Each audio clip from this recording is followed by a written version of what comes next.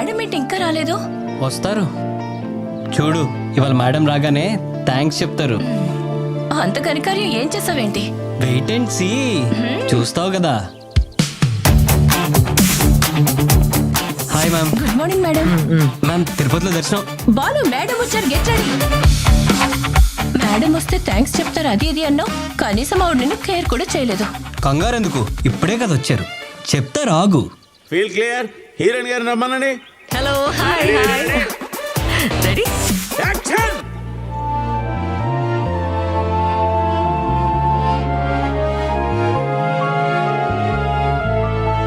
Excellent, super, cut.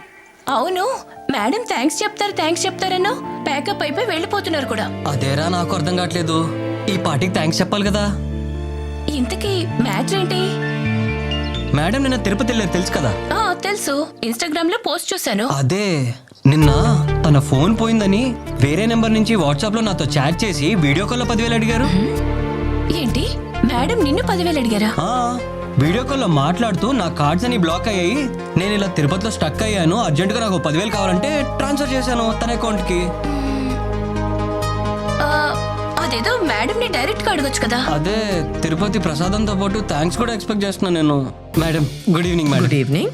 ఏంటి సుధీర్ ఇన్నిసార్లు wish చేస్తున్నావు? డబ్బు కావాలనా?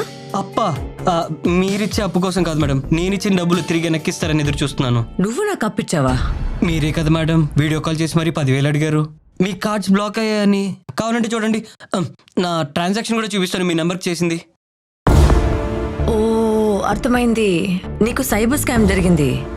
సైబర్ స్కామా? సైబర్ స్కామా? ఈ మధ్యలో ఇలాంటి సైబర్ నేరాలు చాలా జరుగుతున్నాయి. నేను ఇన్స్టాగ్రామ్ లో పోస్ట్ పెట్టింది ఆధారంగా చూసి నా ఫేస్ తో మీకు వీడియో కాల్ చేసి 10,000 రూపాయలు అడిగారు. నువ్వు కూడా అందరిలాగా మోసపోయావు. ఇదంతా ఒక సైబర్ స్కామ్. సైబర్ స్కామ్ ఏంటి మేడం? నా 10,000 మేడం. 10,000 గోవిందా. ఈ రోజుల్లో ఏఐ డీప్ ఫేక్ టెక్నాలజీతో మీకు తెలిసిన వ్యక్తి ఫోటోతో కాల్ చేసి వీడియో కాల్ చేసి వారి గొంతులో మాట్లాడి మిమ్మల్ని డబ్బులు అడిగితే అది నమ్మకండి, డబ్బులు పంపించకండి, మోసపోకండి. Telecom regulatory authority of India TRAI నుండి కాల్ వస్తుందని మీకు చెప్పిన నమ్మకండి.